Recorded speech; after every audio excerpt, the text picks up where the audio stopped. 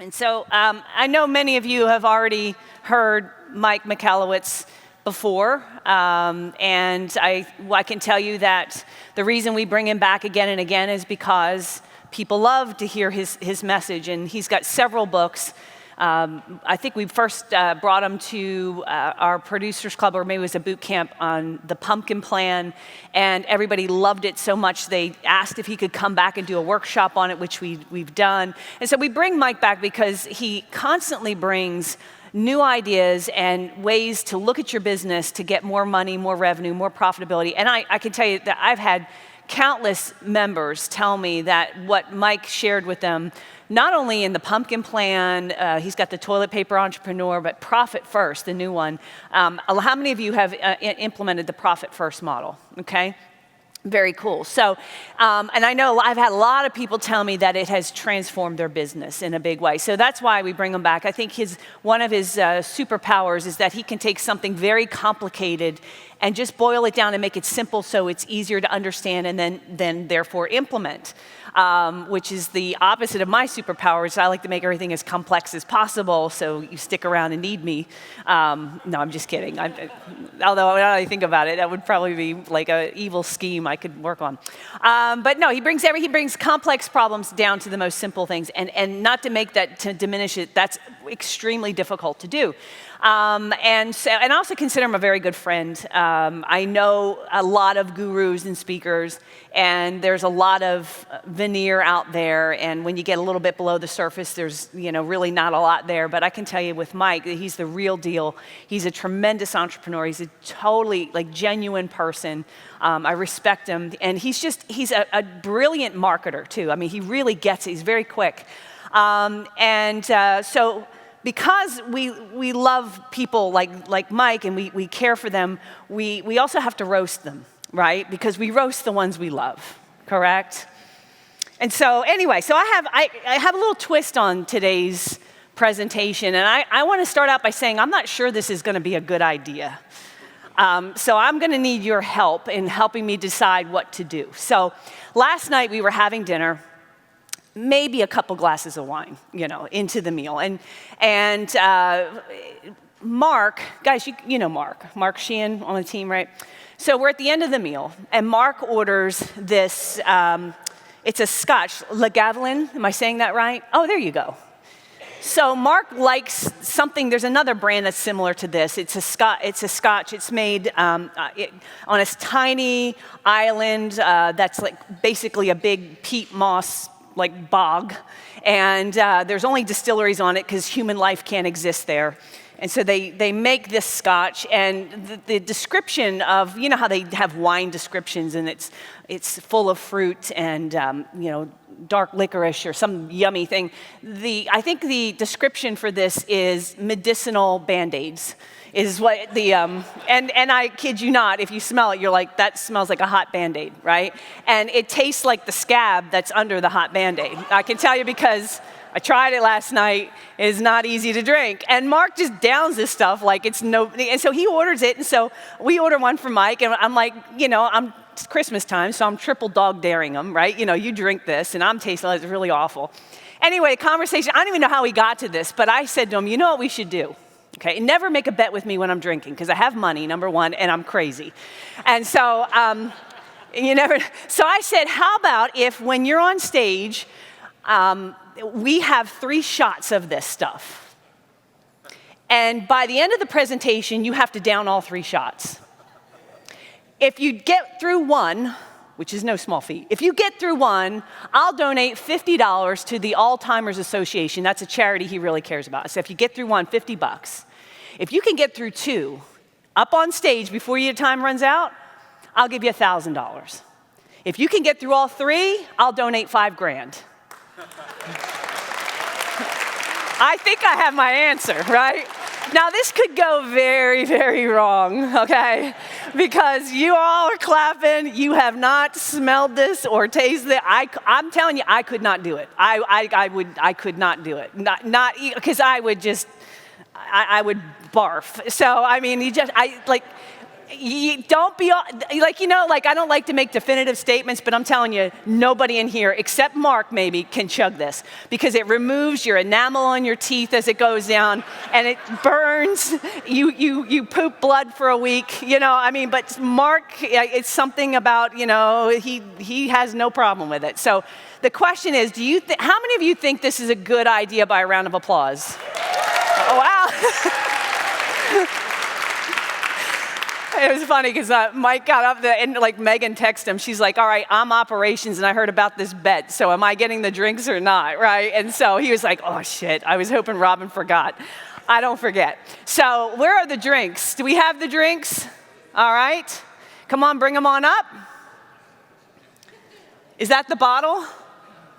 Does anyone want to smell it, the bottle? You'll pass out instantly. You'll get diarrhea in you'll take one whiff and that's it, right? If you can just set them, wow. Now those are, that's not a shot. That is oh.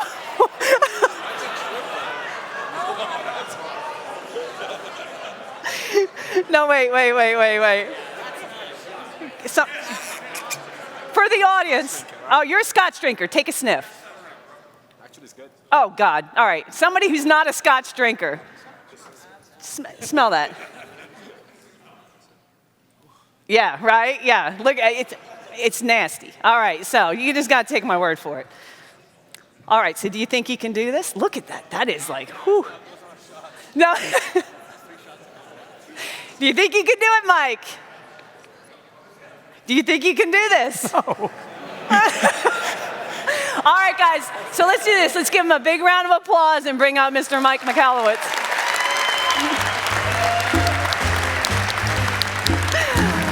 Oh, my God. This is ridiculous. This is crazy. Thank you for ruining my life. Yeah, you're welcome. Appreciate it. Good luck with that. So a couple tips. Don't make a bet with Robin when you're drinking. Second thing is we were discussing this brand, and it's very difficult to pronounce, so Robin and I came up with a more descriptive name, Ass Rot. That's how horrible this is. And I don't know if this is a good idea, because I want to deliver great content, but I appreciate your encouragement for me to do this. And I got an hour and 14 minutes to fire this stuff down. Okay. So how you doing? Oh my God. Okay, it's gonna be a long day. Okay, so let's get right into it. Maybe I'll just chug them at the end and run off. Maybe that's the smart move. Hey, have you ever been told that something is true, maybe even by a loved one, because they think it's in your best interest, but it's not true, right? I mean, they lie to your face. Anyone here believe in the tooth fairy at any time in your life? I was a big tooth fairy fan. I was 5 years old, lost my first tooth. I grew up in the 70s. You can't tell me, really? I thought you grew up in the 60s, Mike, with that gray beard. No, 70s, grew up in the 70s, and that was the stranger equals danger generation. Maybe you're part of that, right? And I was a latchkey kid. My mother would be at work. I'd come home from school, from kindergarten, whatever, and you go right into the house. And the rule of the stranger danger is lock the door, slide the bolt closed, swing the chain over, wedge something under the door, and then go and watch an episode of Chips, right? Right, or Emergency. And that's what I did. And don't answer the phone, don't address strangers. And that was the rule I grew up under until I was 5 years old and my first tooth came out. My mother said to me, she goes, well, you know, the whole stranger danger thing. And by the way, I'm not nervous. It's that drink is sitting here. It's the burn just happened. She said, you know, the whole stranger danger thing, there's one stranger who's okay. It's a woman. And in the middle of the night while you're sleeping, she's going to crawl into bed with you. She's going to take a body part away from you, and then she'll give you some hush money not to talk about it. Like, the tooth fairy. And I'm like, oh, this sounds fabulous, Mom. This is great. Well, there's these mythologies that perpetuate through society because we feel it's in our best interest. There's other myths that become what's called axioms. And an axiom is a belief that's so established, we just believe it to be true because everyone says it's true. In fact, there was a time, it was around 500 BC, that humankind thought the world was flat. You remember some history class? You probably even remember the old world maps they had back then, that there was like sea serpents and monsters in the corner. They were there specifically to dissuade sailors from going too far out in the ocean for the fear of falling off the edge of the planet. Well, it was around 500 BC that Greek philosophers were studying this notion of a flat planet. As the story goes, there's a master philosopher. He was like eating a pear or something, and there's his apprentice, and they're looking at boats go in and out of the port that they were sitting next to. And the master philosopher is about to bite into his pear, and he notices there's like this brown spot on it. And right before he bites it, he turns the pear and notices that the brown spot disappears from his vision, and then as he turns the pear, it returns into his vision, this spot. He and his apprentice look out in the ocean, and they notice that going out of the port, as a boat leaves the port, it starts to sink down below the horizon. As it returns into port, it comes back into view. He turns the pear, he looks at the boats, and that was the moment of the epiphany. The master philosopher looks at the apprentice and says, "Do you realize what this means?" The apprentice very dutifully, "Yes, they always do that. "Yes, master." And they're always like, Igor, "Yes, master." He goes, "Clearly the world is not flat, as they say, it's round." And the master philosopher grabs his ass rot, and he goes, "No, you idiot, it's not round, it's shaped like a pear." Thank you. Thank you very much, yeah.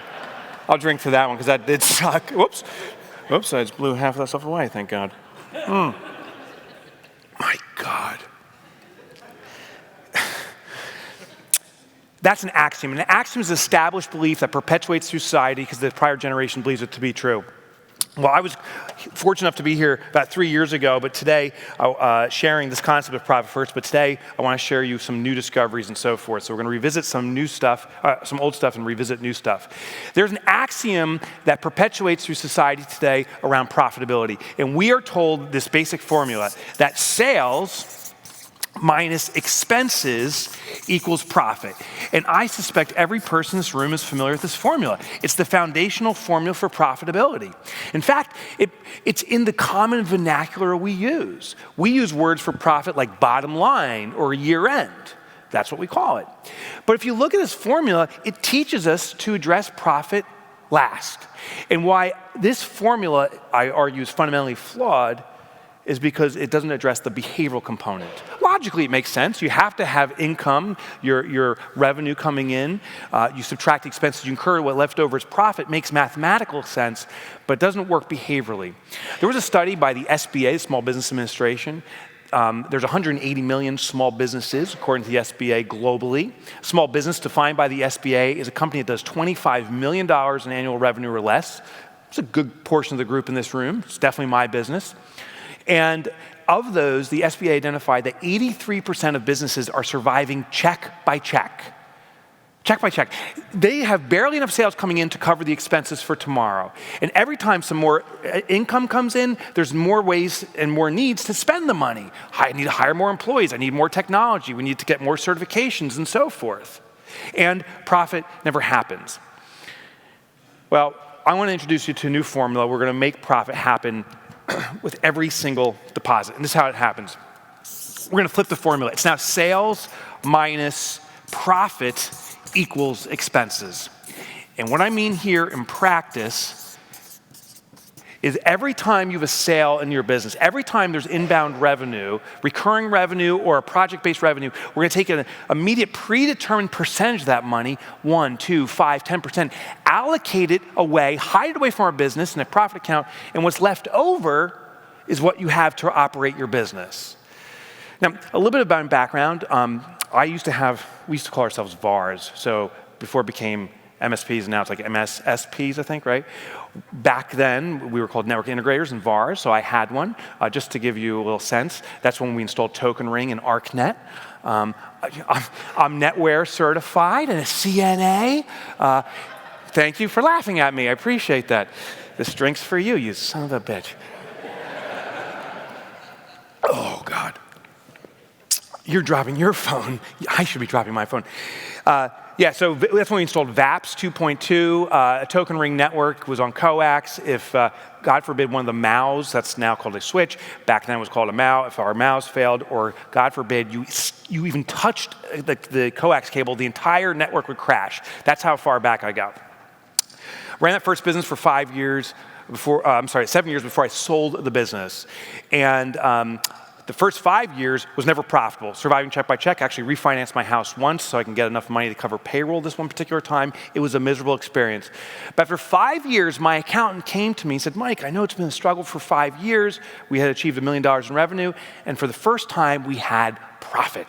It was a $15,000 profit. It was on the income statement he showed me, and he circled it like a dozen times. And I'm like, that's awesome. And I felt the butterflies building up. I don't know at the year end when you see a profit how you feel, but I was like, oh my God, 15,000, this is amazing. The butterflies build up. And then I asked him a question I regret. I said, hey Keith, where is that profit?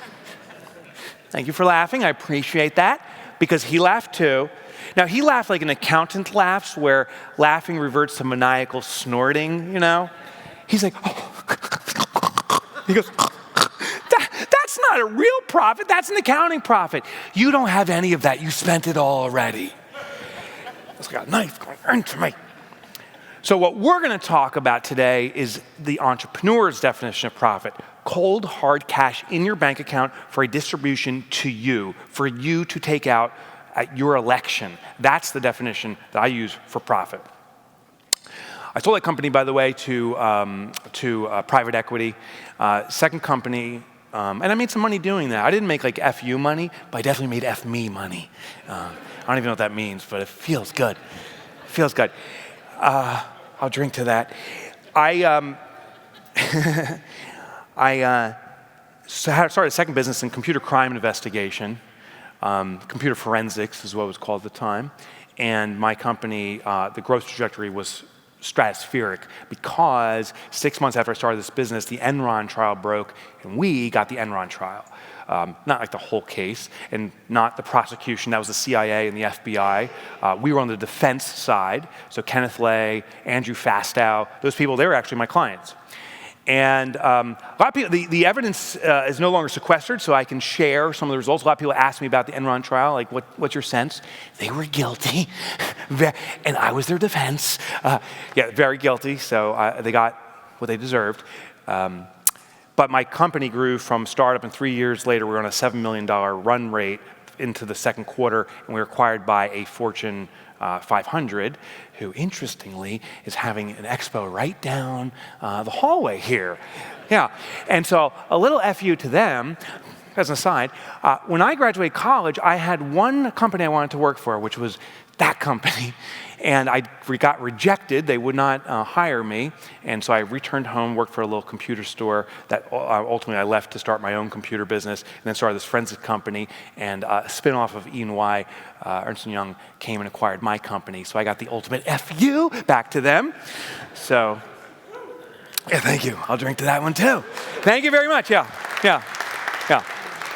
So, and that was the day I made a lot of money. I was in my early 30s, became a millionaire, self-made millionaire in my early 30s. And what overcame me is the one thing I thought would never happen. I was full of myself. I thought I knew everything about entrepreneurship. I thought I knew everything about how these formulas work. I knew how to drive profit. It's pump and dump. Build as fast as you can. Grow, and then just sell off, and you'll make tons of money. So I decided to repeat that. I became an angel investor. I also felt I had to show off my success by having stuff. So I moved into, I'm from New Jersey, so I moved into an expensive town called Mountain Lakes. If you're from New Jersey, maybe you've heard of it. If you're not from New Jersey, here's the one thing you do know about New Jersey. We don't have mountains and we don't have lakes. So there's some irony there. The town of Mountain Lakes should be called like Hilly Puddles. It's probably more accurate of a description. And I also, when I sold my company, felt that I had to show off my effects of success, so I bought a Land Rover, a BMW, and a Dodge Viper, all within 4 hours of selling my first company. Thank you. Oh, you know, it's funny, I looked up, like, when someone is so arrogant and believe in themselves so much and really ignorant of how things really work, I looked up in Webster's, what's the definition of someone that's arrogant and ignorant? I found it. Webster says it's a dick. I had become a massive dick. And just thought I knew everything. So I also decided I'll start an angel investing firm, started an angel company, an incubator/firm, started 10 companies simultaneously, and they all collapsed because I was following this old formula. Let's grow as fast as possible. Expenses are growth, and we'll see if something's left over at the end as long as someone buys us. Within 6 months, those 10 companies were all spinning out of control. Within 1 year, they were all gone. And within 2 years, I had evaporated all of my wealth, everything. And it became a turning moment for me to discover this formula. I'll never forget the day. It was February 14th, 2008. I got a call from the same accountant, Keith. He said, Mike, we were finishing your financials for the year. And he goes, I never thought I would say this to you in my professional career, but it's our suggestion you declare bankruptcy. I watched my own accounts dwindling so fast, and logically I saw the money going away, but emotionally couldn't accept it. I don't know if you've ever been there, but this was the day I finally had to accept it. And on February 14th, Valentine's Day, I had to go home to my wife and 3 children and tell them I'd lost everything.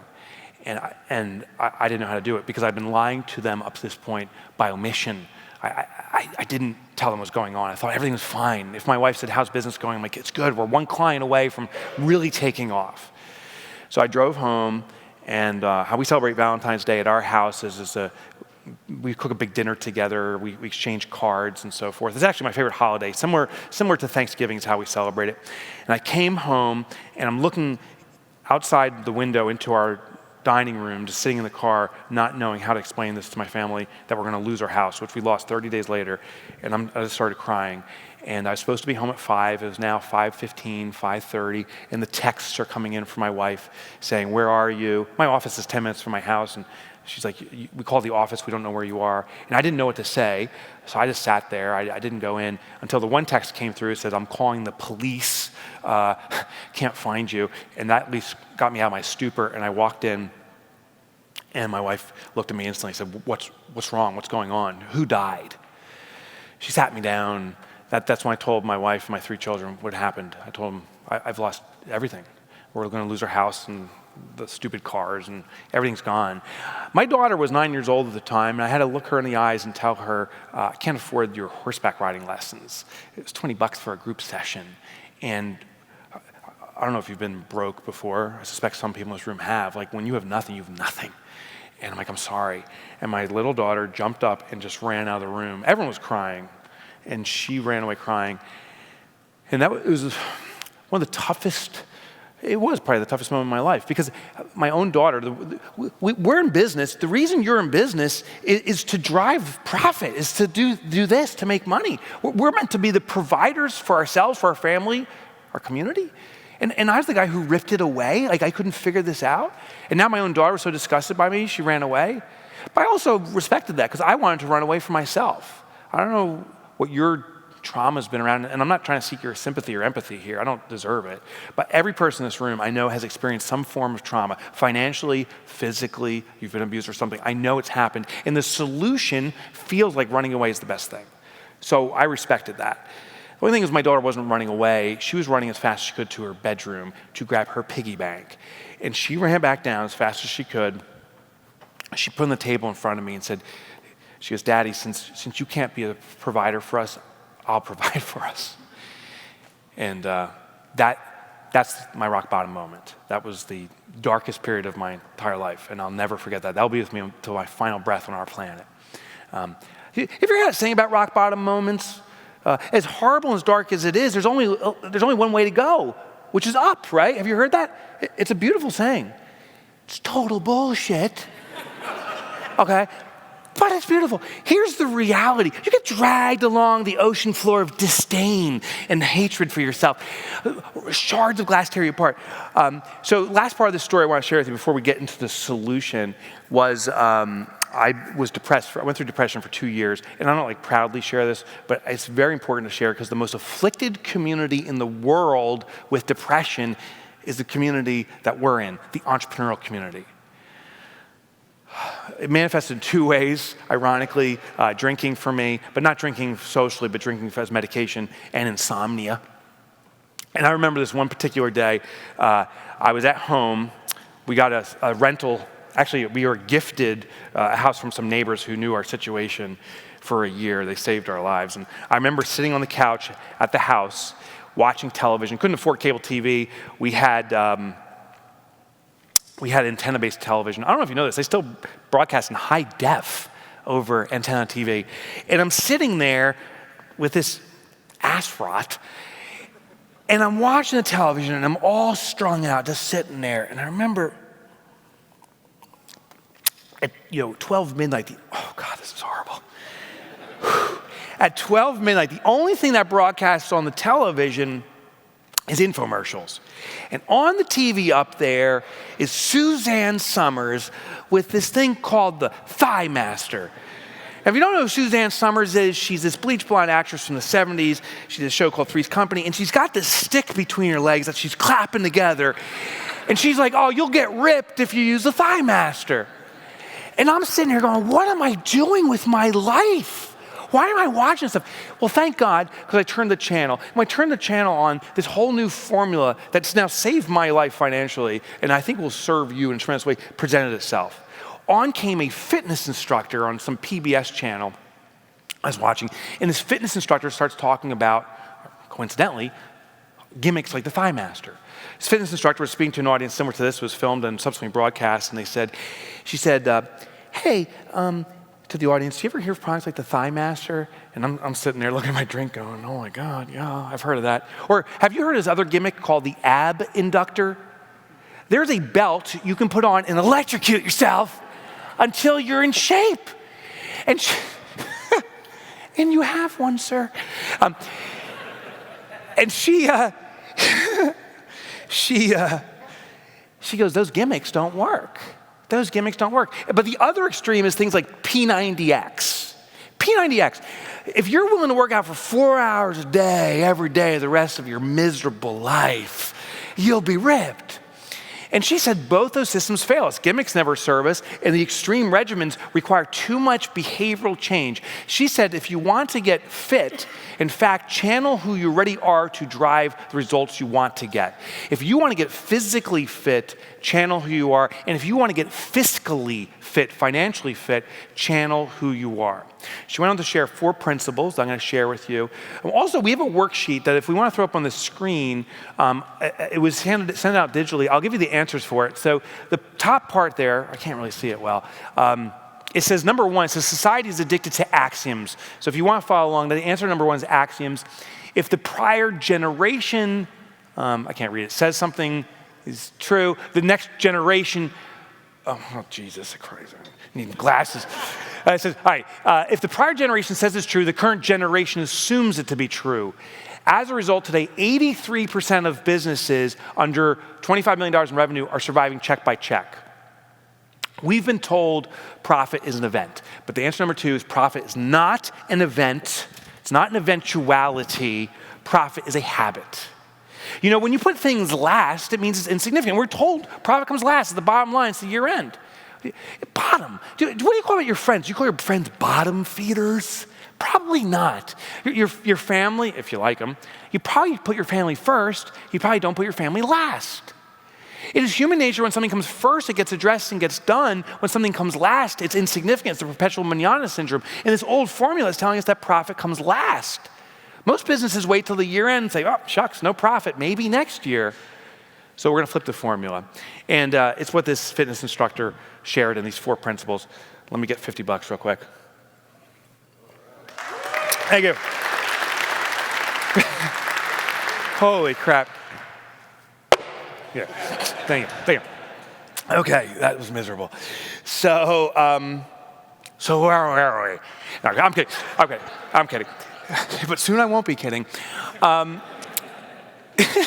So the first principle she shares is the concept of small plates. I don't know if you know this, in the American society, and this is actually now globally true, 300 years ago, dining plates, what we'd eat dinner off of, was the size of this. What we would consider a coffee saucer or a dessert plate, that is what was considered a dining plate back then. So George Washington and his palsy-wowsies, that's the booze talking. The palsy-wowsies were filling up the plate, and their behavior back then was identical to what it is today. They would clean off the plate. Their mom said, clean off your plate, George, and he would clean off his plate. And today we do the same thing. But over the last 300 years, plates have doubled in size. So plates on average are about this size now, and the behavior hasn't changed. We fill up our plates just like they did 300 years ago, and as our mothers and fathers told us, we clean off the plates. But because plates have doubled in size, the servings have doubled in size, the caloric intake has doubled, and our waistlines as a society has doubled. She explained the simplest way to control your caloric intake is get smaller plates at home. Anyone here have teenage boys? Just raise your hand if you have teenage boys. Okay, I'm sorry. Because they're not teenage boys, they are creatures. The food consumption is redonkulous. I got 2 of these monsters in my house, and I don't know if your experience with teenage boys is the same, but when it comes to breakfast, they come out, for breakfast at 1 in the afternoon, okay? Like this. They can't speak at all. They're like, they put down the bowl, and then they take the bowl of Cheerios. And honestly, I think we go through a box of Cheerios every hour at our house. Like, you could just back up the Cheerio box guy to our house. And my 2 creatures, they pour the Cheerios in, it overflows. There's Cheerios everywhere. They very carefully reassemble the Cheerios, so it's like this Cheerio Jenga tower. Right? And then they add the milk. It explodes over the place. Now you got stickiness and Cheerios. And they grab their bowl and they're like, la, la, la. And I'm like, what the hell are you doing? They're like, la, la. Yeah, okay. You feel my pain, right? Yeah, exactly. You want to come up and drink with me? Because maybe we can do it. Yeah, here goes number 2. So I got 2 of these monsters. Here's the experiment I tried, and you should try this with your kids too. All of a sudden, Daddy out here got super clumsy, and I broke all the bowls at our house. Oh my gosh, I'm such an idiot. Then I went down to the local store and got bowls that were slightly smaller. Now I didn't get these little ramekin dessert things. I got slightly smaller bowls, and the creatures never noticed. Then, after about a month or 2, I broke all the bowls again. I'm such a klutz. Got slightly smaller ones. I went through 4 iterations over 6 months. I got bowls to half the size, and they never noticed. Same process, fill up the bowl of Cheerios, spillage everywhere. But now we're going through a box of Cheerios every 3 or 4 days, which, if you have teenage boys, is equivalent to a miracle. It lasted. They didn't notice. The concept is we need smaller plates. Now, I want a question for you, because we're going to drive this financially in your business. And you got to be totally honest. I don't need your hands high. Raise your hands super high if this is true for you. I want to know how many business owners in here have what's called a primary checking account. Let me just qualify that. I mean account where you deposit all your income into it and you pay all your bills from that. If you have that, raise your hand super high. Okay, awesome. Okay, I guess it's 80% of the room.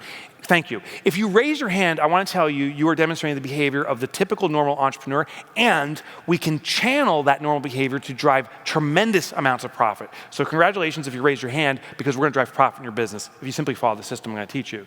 The second question is, I want to know how many people in here do what's called bank balance accounting. Hold on. I already feel that first one. Oh, did I say that? I thought I was talking to myself. I want to know how many people here do what's called bank balance accounting. Here's what bank balance accounting is. How many people, though your accountant may say, never look at your bank account because it doesn't reflect your income. Instead, read your income statement, your balance sheet, your cash flow statement, tie those things in, run the metrics. How many people here do what I do? I simply grab my phone and I look to see how much money I have, and I follow a real simple system. If I have money, I can spend it. If I don't have money, I panic. Who here logs into their bank account at least once a month to see how much money you have? Raise your hand nice and high if you do it. Once a monthers? Okay, a lot of once a monthers, actually. Any once a weekers here? Raise your hand if you're a once a weeker, once a dayers. Are you checking right now, sir? Like your hand didn't move. You're like, Yeah. I'm with you. Thank you. Thank you for your candor. Thank you for your candor.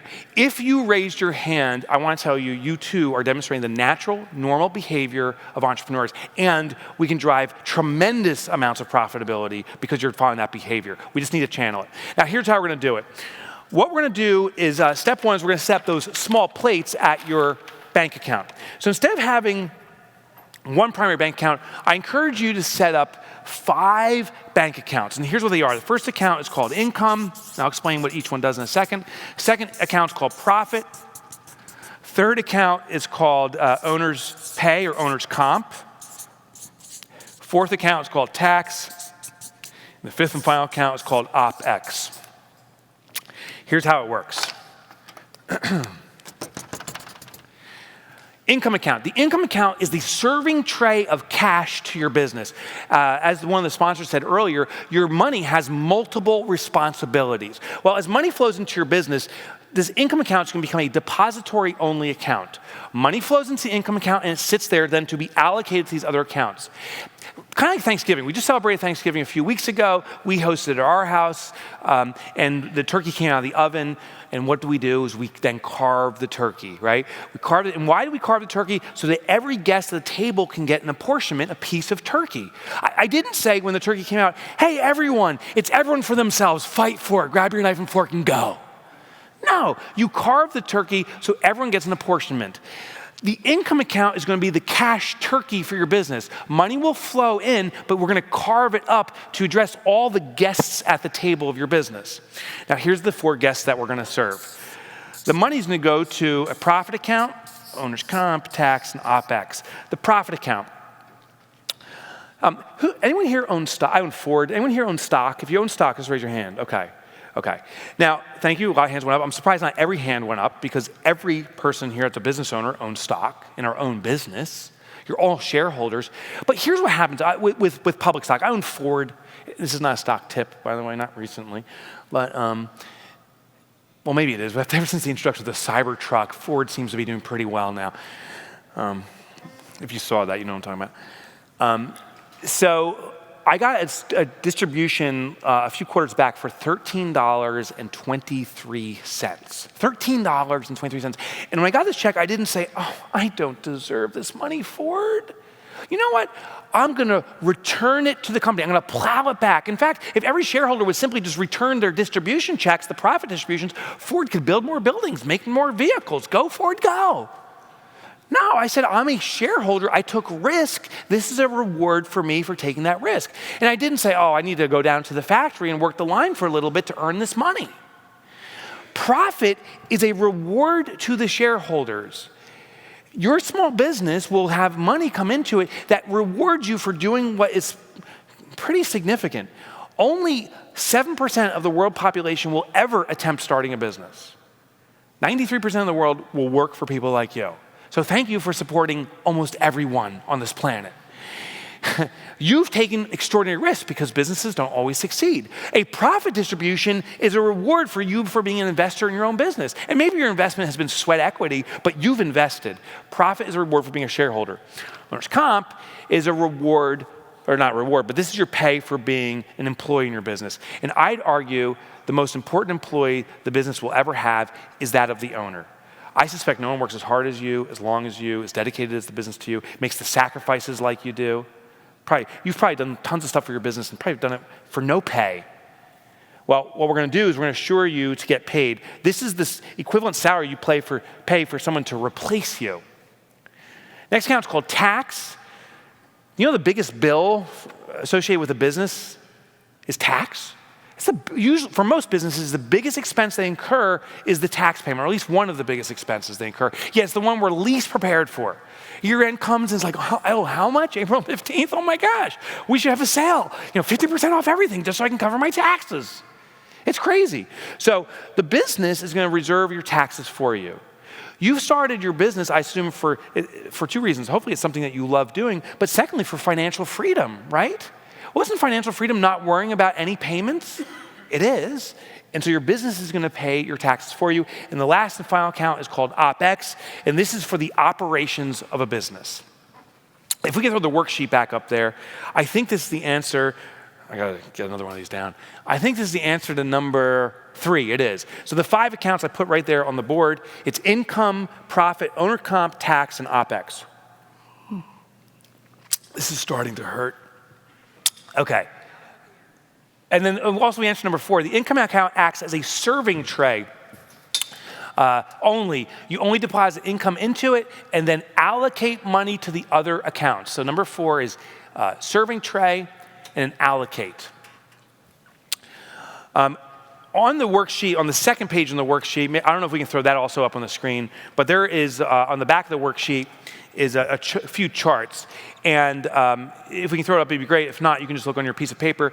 But basically, there it is. On the right side of that is we did an analysis of about 1,000 companies, the companies we call the fiscally elite. These are companies, it was MSPs, pizza shops. It was agnostic industry-wise. And we looked at all different industries and said, what do the best performing companies do in regards to these kind of allocations? So if your company does between, let's say, $1 and $5 million, you would be in column, is that D, right? 10, 10, 15.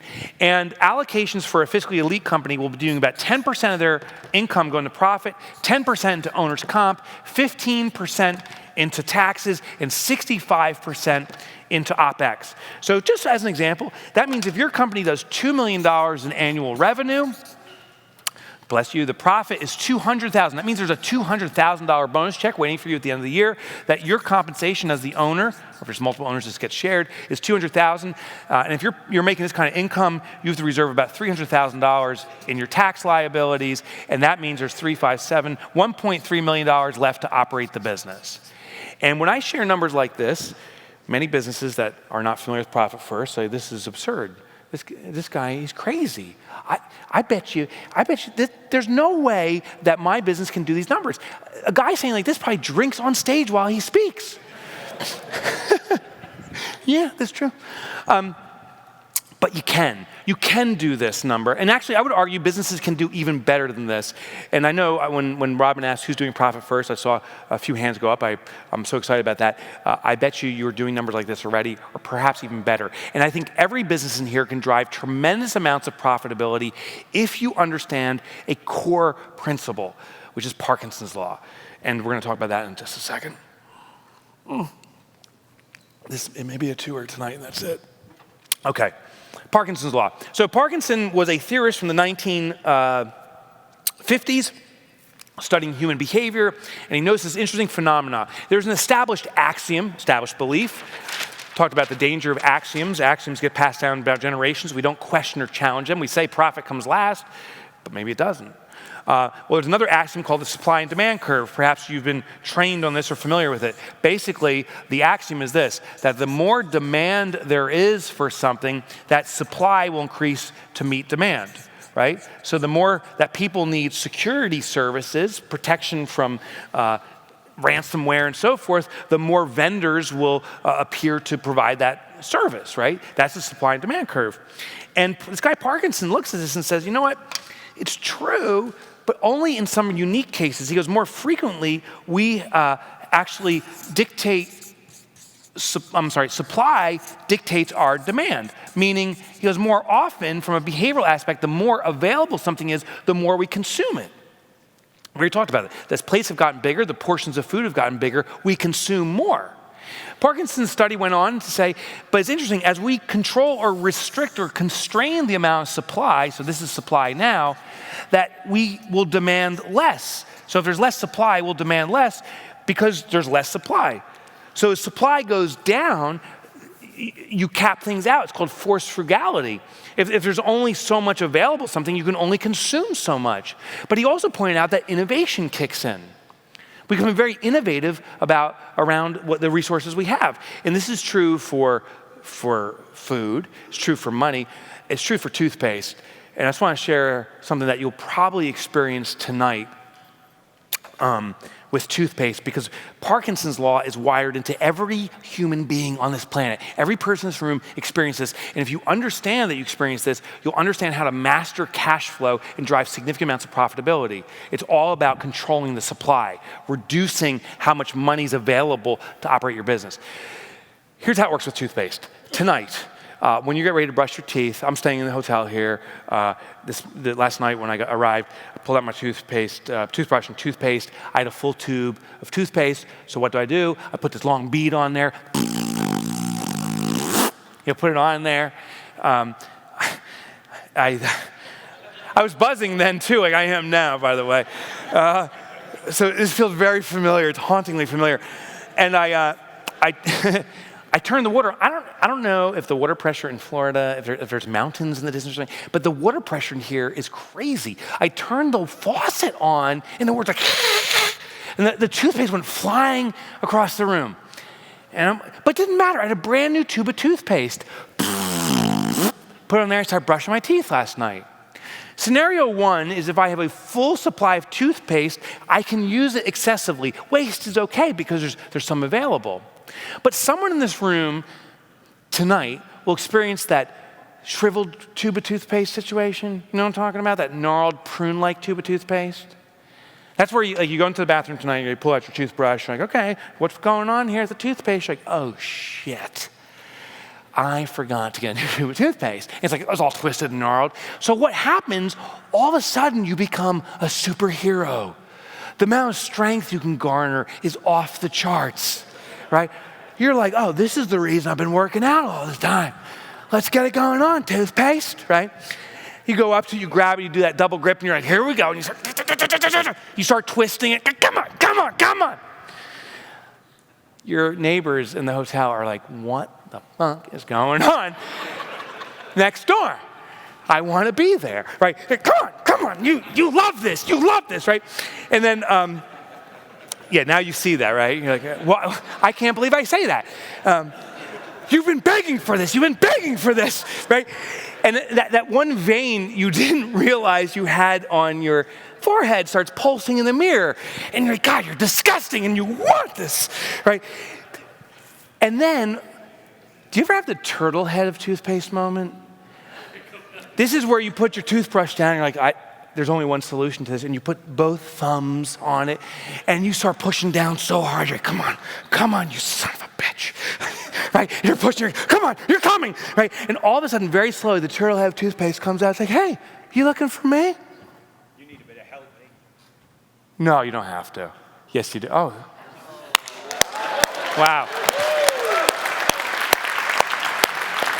You say, holy cow. So it's funny how fast your brain operates. First of all, I'm like, oh shit, I'm really screwing up this presentation. Secondly, I'm like, oh, here's some British Navy guy drinking my booze. Thank you.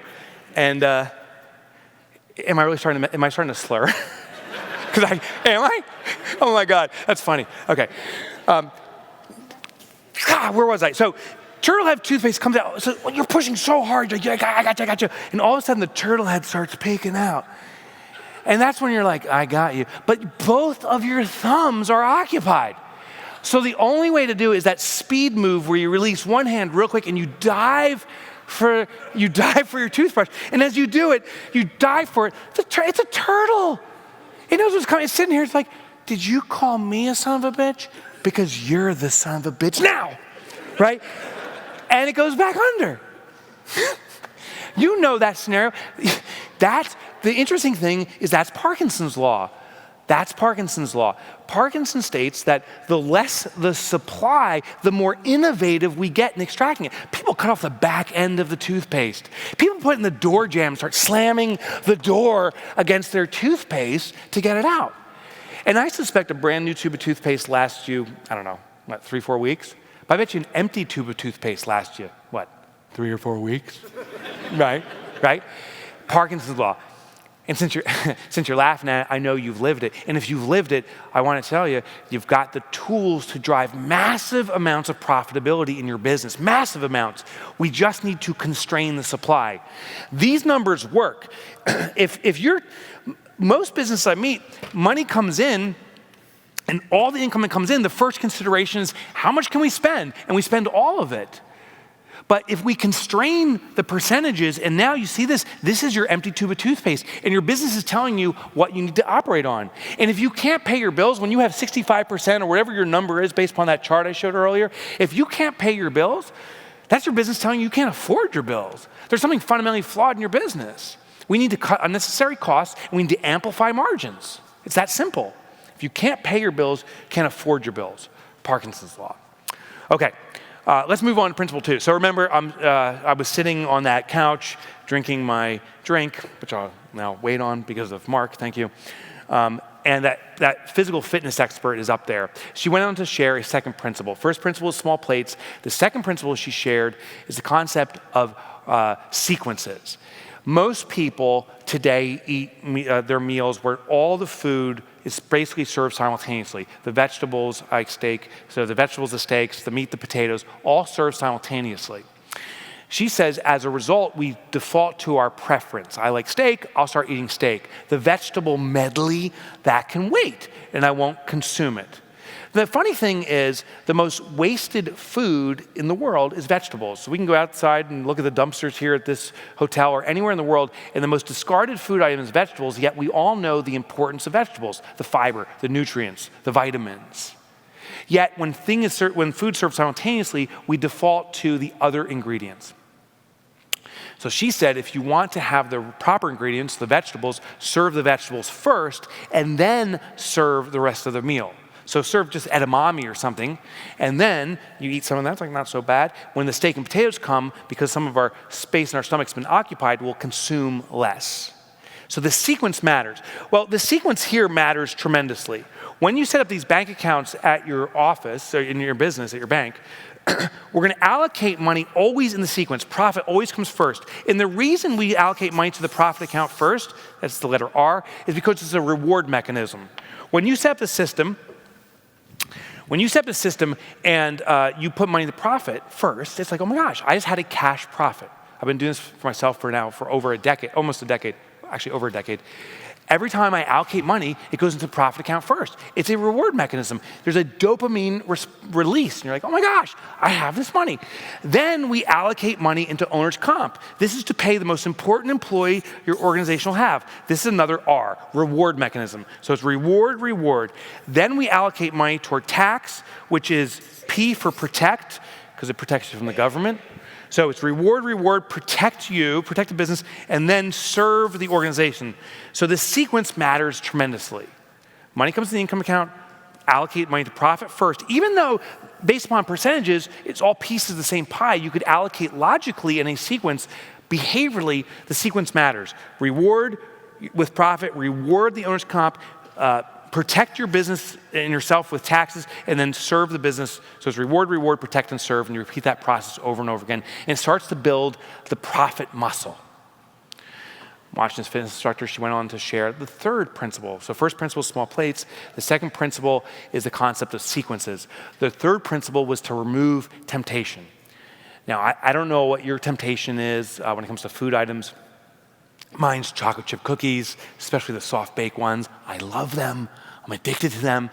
I am preparing for an athletic event with my 18-year-old son. We're doing a Spartan race. So the fact he's 18 and I'm not, I needed a coach. And I hired a coach, and the coach said, one of the things you need to do is avoid bad carbs. What we're going to do is you're not going to eat any more cookies, and I'm addicted to cookies. So he said, simply just remove them from your house. If they're not accessible, you can't get them, you won't consume them. Here's the problem with the system up to this point. With the profit account and the tax account particularly, as you allocate money to these accounts, when the moment comes where you can't pay your bills, there's not enough money in here, it's very tempting to borrow from the profit account. That's what I did. I said, oh, I can't pay my bills, but there's some money I allocated here. Let me just take that out temporarily. The moment you do that, rename this account from profit to Peter, and let's rename this one Paul. Because we're stealing from Peter to pay Paul. It unwinds the entire system. So what we're going to do is we're going to set up 2 more accounts at another bank. And this other bank, we're looking for a bank that is basically inaccessible, hard to get to. So if that's bank 1 over there, this is going to be bank 2. And at bank 2, what we're going to do is we're going to have a profit hold account and a tax hold account. And you're looking again for something that's inconvenient, inaccessible. How I did this for my own business is I have a bank that's about 3 to 4 hour drive away. It's a small community bank. I went in there, I met with the bank manager. Oh, here's a line you should use. When I went with them, I said, hey, I want to simply store money at your bank. Please use that line when you find a second bank. The bank manager came running out, fixing her suit, and she's like, oh my God, you want to store money with us? Well, we'd love to have you as a client. And I set up these 2 accounts here. The idea of these accounts is that I have no online banking, I have no starter checks, I have no cash card, ATM card. I simply mail in the deposits. So money gets allocated to the profit account. I then invoke the transfer over. Actually, it's not a mailed-in deposit. We do it electronically. It goes in here, and it's out of sight, out of mind. I don't log into this account except for once every quarter when I take my profit distribution out. Same thing with the taxes. I transfer them over here so the taxes accumulate. So now what's happening by having the second bank account, I do bank balance accounting. Almost every hand here went up when I asked who logs into their bank accounts. Now when I log in, the money went to the profit account pretty quickly. It takes a couple days to transfer over, but within 2 or 3 days, it gets out of there. So the only money that's available is my compensation to pay me my salary and the operating expenses for the business. Remove the temptation. Kind of a pro hack here is we set this up for my family when I started the system. I started about 11 years ago. I've had 43 consecutive quarters of profit distributions. And when we set this up, and the next thank you, and you will too. And the next distribution is 26 days away, baby. My wife and I sat down.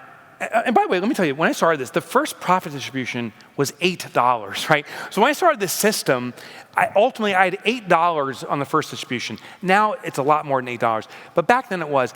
And that first profit distribution was awesome. I remember taking out the $8 at the bank. I went to this bank. I said, I'd like to take out $8, please.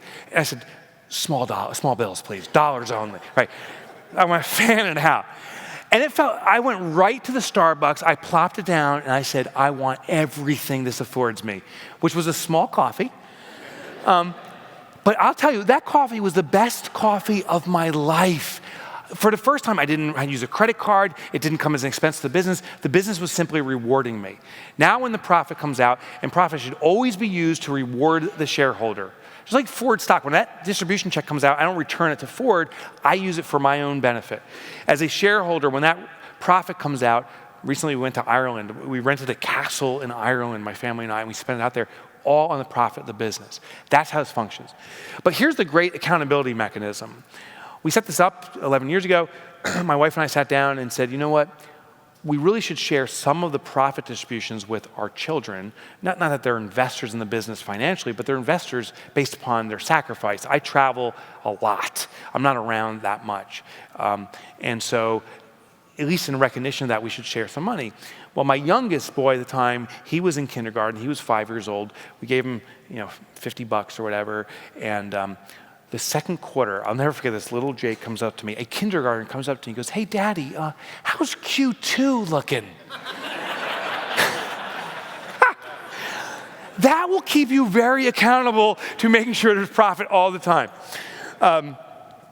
So there's an accountability mechanism. Share some of the profit maybe with your loved ones, but that's how I do it. So the goal here is to remove the temptation, transfer the money so it's out of sight, out of mind, and you are forced, based upon Parkinsons Law, the empty tube of toothpaste, to operate your business accordingly off of this. I'm watching this fitness instructor. She went on to share the fourth principle, which is the concept of sequencing or frequency. Most meals, when it comes to food, most people eat 3 meals a day. And this fitness instructor, while I'm watching television, says that actually the optimal frequency is 5 meals a day. What happens is if you eat 3 meals a day, you go into these peak hunger states, and sometimes we'll overeat. We'll go into what's called a gluttonous state, and we'll say, I can't eat anymore. And then we won't eat, and then until we're ready to go to bed, and all of a sudden we raid the refrigerator, and we consume way too much.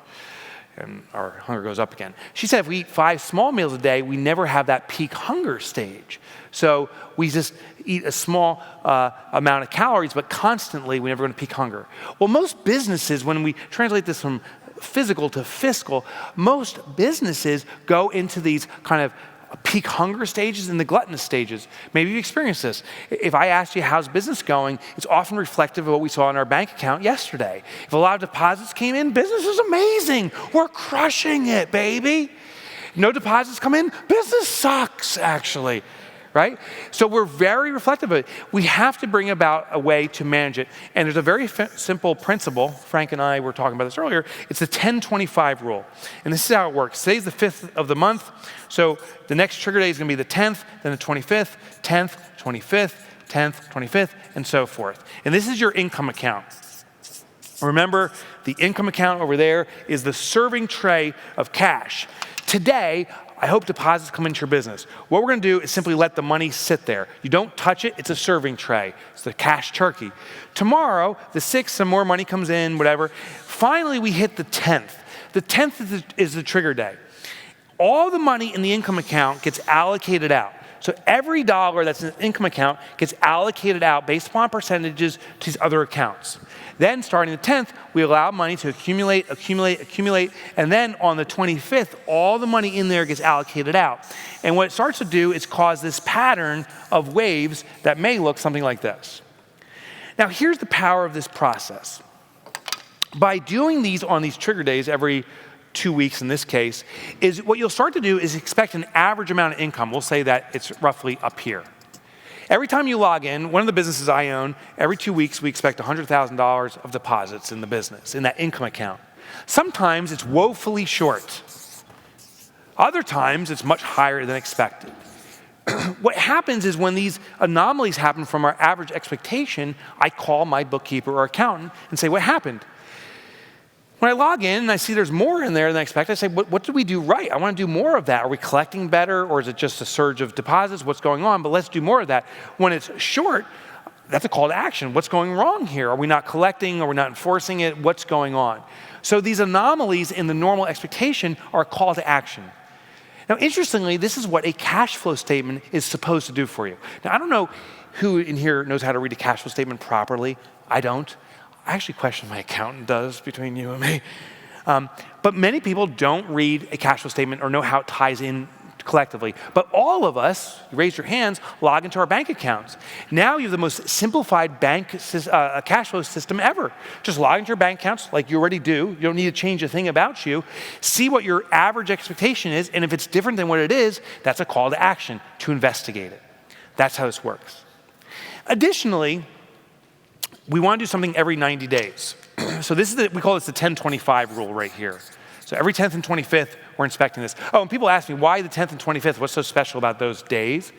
Well, on the 10th of the month, say all the money comes into the income account, we allocate it out. It funds our OPEX account on the 10th. You are then able to pay bills, only pay bills from OPEX. These other accounts are to take care of other responsibilities. You pay your OPEX on the 10th. Your bills will be paid by and arrive by the 15th, usually when half your bills are due. When you repeat this process on the 25th, and you pay your bills on the 25th, your bills will be paid by the end of the month, right, when your other half of bills are due. So it gets you in a rhythm with your vendors. They deserve to be paid on time, just like we all deserve to be paid on time. But it also gets you in a rhythm, more importantly, for monitoring your cash flow changes. Now, some businesses in here have I suspect you do projects, like you probably get paid a large lump sum of money for a project that will go over 3 or 4 months. There's another account you can set up. In fact, we have a rule at our office. We say, if in doubt, add another account. So we have one we call projects that we put here.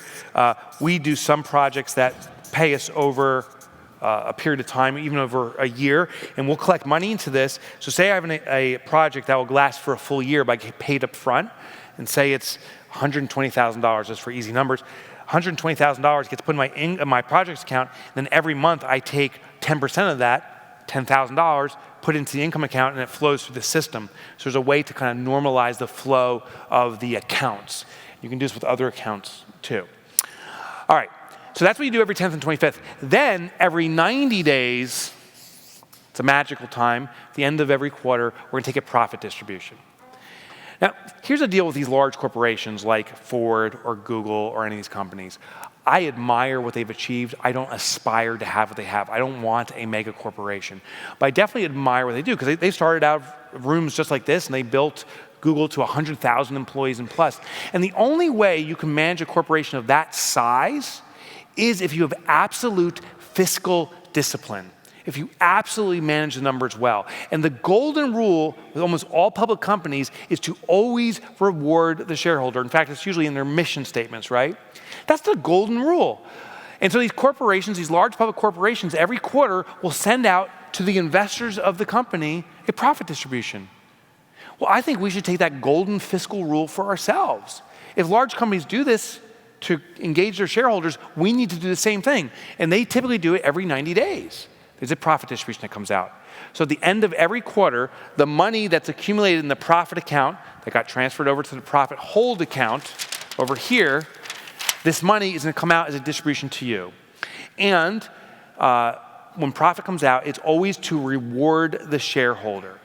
It's not to be plowed back or reinvested in the business. In fact, those terms sicken me.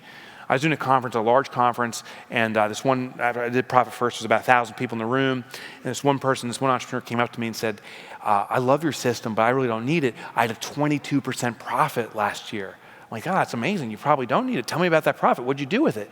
And she said, oh, we plowed it all back into the business. And I don't know if you can see I have a little beard, but there's a longer beard here. It's my evil thinking beard.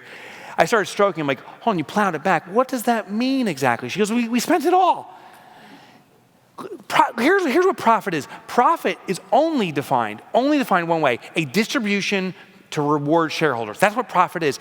If money is set aside and called profit, even for 6 months, but then plowed back into a business and spent, that's an expense. An expense is anything the business spends, and a profit is anything that goes to the shareholders. So when we do profit distributions, it goes to the shareholder, and it's your money to use in any capacity that you want for your own benefit, but it's never to be plowed back into the business. The business needs to be modified and maximized to live off of what's truly available for it, which is the OpEx. So every 90 days, the money comes out. I'm going to give you a little hack real quick before we start wrapping things up here. Say that profit hold account that you set by the second bank, just say at the end of the quarter has $1,000. We have a simple rule. It's called the 50% rule. Basically, the money in that profit account, we take out 50% as a distribution. So 50% of $1,000 is $500. 50% stays, which is $500. Okay. Say next quarter you contribute another $1,000 from the profit, goes transferred into your profit hold. You add $1,000. Now you have $1,500 in here. We're going to do a 50% distribution, which means $750 comes out and $750 stays. Say we repeat this again and 1,000 goes in, now we have $1,750 in here. We're going to take out 50% of that, which is roughly $900, a little bit less. $900 stays. And what you'll see, there's an interesting phenomenon. Even if we're contributing the same amount of money, $1,000 goes into profit every quarter, our actual distributions grow. 500, 750, 900. And the retention of cash, 500, 750, 900, grows. So what's called our cash equity position in our business grows. We have more cash reserved, and our distributions grow. Even on a business that's profitability contributions are flat. That's a mathematical phenomenon. It happens for about 6 or 7 quarters before it kind of flattens out. But the interesting thing here is as your profit distributions grow, your belief and your excitement about the profit first system will also grow with it. That's what I found. And you'll contribute more and more into this profit account. So that's what we do every 90 days. I want to share, why don't we throw up the worksheet one more time, just to make sure I filled out the worksheet completely, if you don't mind throwing up on the screen. And I think we answered number 4 is the income account acts as a serving tray. Number 5 is the concept of Parkinsons Law. Remember, we talked about that. Leverages the behavior of make do with what you got. The less available money to operate your business, the more efficiently you'll run your business. Number 6 is the sequence of how we do things. And the reason the sequence is so important is if we take our profit first, we have a dopamine release and we get excited about profit and we'll build the profit muscle. Number 7, if something is not accessible, that's why I want to set up this second bank account. If something is not accessible, we don't use it. So we want to hide our profit and our taxes from us so we don't rely on that. And number 8 is peaks and valleys in supply cause us to be reactionary and emotional. And that's why we use this system I told you earlier of doing the 10-25 rule. So the 10-25 rule was right here. We want to do this on a periodic basis, the 10th and 25th of the month, as opposed to how many businesses operate as deposits come in, we spend the money right away. Why don't we throw up the worksheet one more time? And number 9 is profit is used to celebrate. If you plow back or push back the money into your business, you are training yourself to completely disregard profit and are ignoring the call for, or avoiding the call for efficiency, for frugality, and for innovation. So that's the answer to number 9. And by the way, on your digital worksheets, we actually put all the answers at the bottom. So if you missed any, you can refer back to the worksheet and all the answers are on there for you. Plus, I didn't know how wasted I would be. So if I missed any of the answers, now you have them. So let me share one final thing, and then I got to chug some booze, apparently. I've been teaching Profit First now for 5 years, and it's an absolute passion of mine. I go all over the world talking about it because I believe the most important thing that entrepreneurs need to achieve is profitability. We support the world, and sadly, so many entrepreneurs are struggling check by check.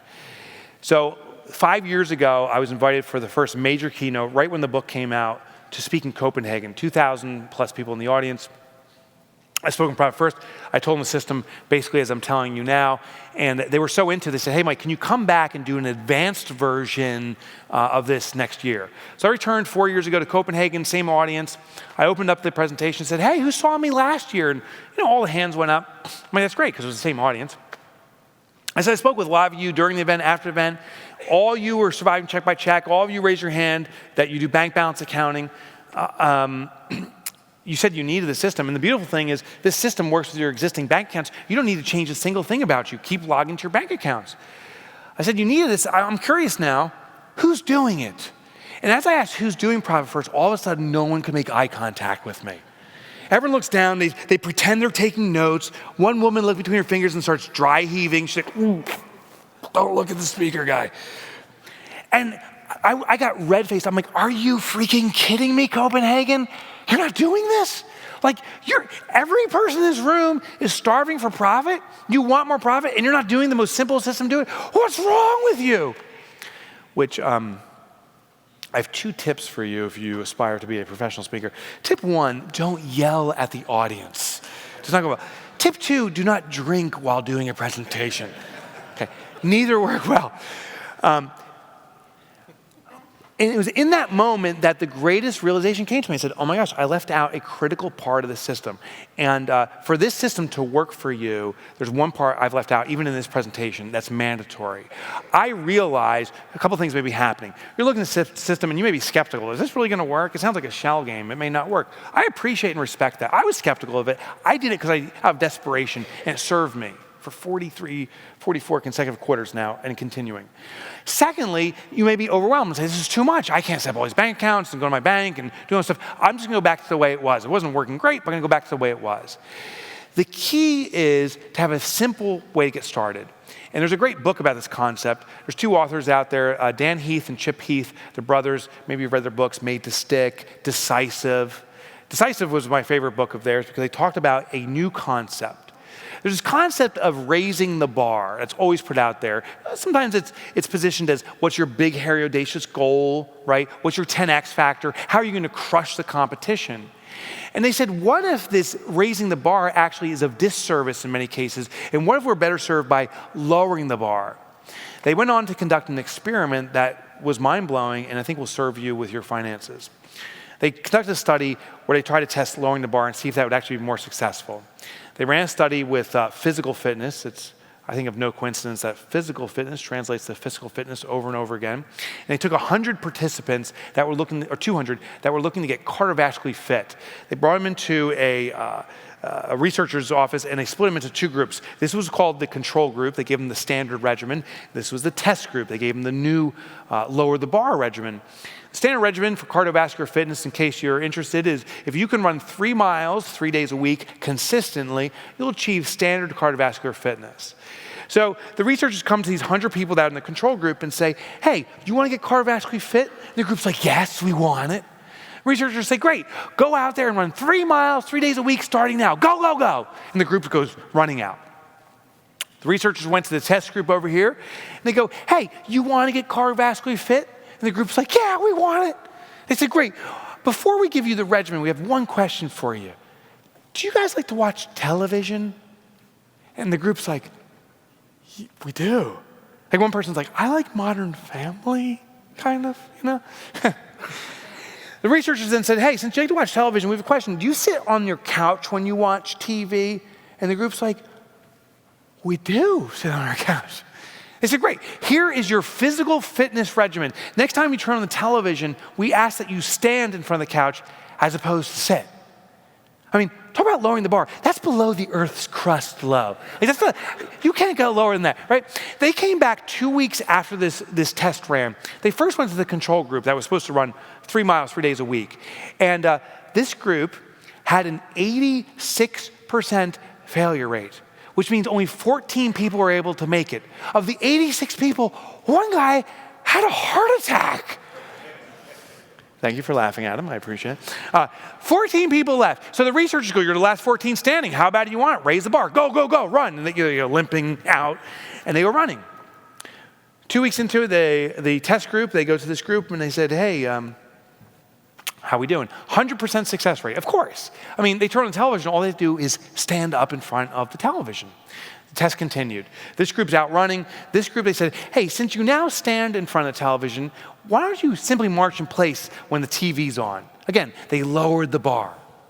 1 month into the experiment, they had a 100% failure rate. And I'll tell you, if you're not cardiovascularly fit, I encourage you, don't start running 3 miles 3 days a week for the next month. You may have the heart attack. Don't do it. 100% failure rate. Here they had a 98% success rate after 1 month, which does beg the question, because all I had to do was march. That means 2 people were like, did they say march in front of the couch or lay back on the couch and eat Cheetos? I wasn't sure. Okay. So now the experiment continued and only continued with a test group, the lower the bar group.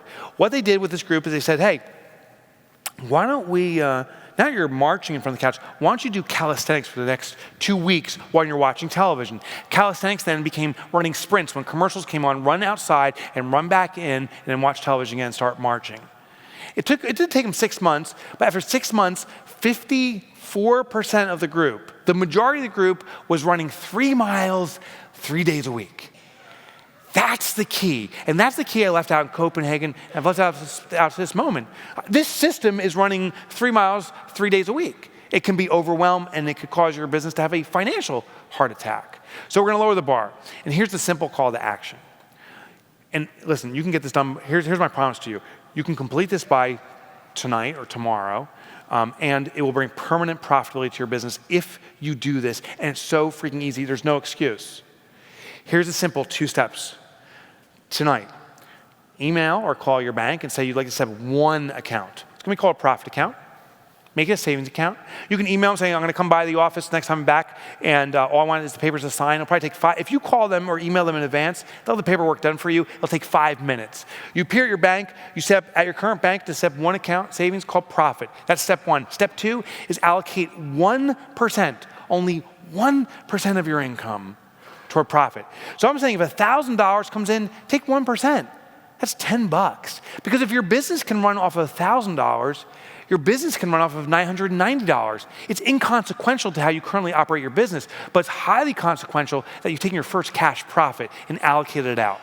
And I know it'll happen. It's just a matter of time before that 1%, you maybe move to 2 or 3%, and you start getting into the system.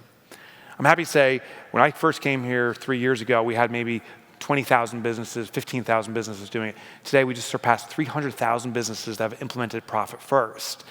And hopefully 300,000 plus 200 more will be implementing it today. And these businesses have been successful because they started by starting slow, lowering the bar, saying one count, allocate 1%, and the business become profitable permanently, and they've grown into it.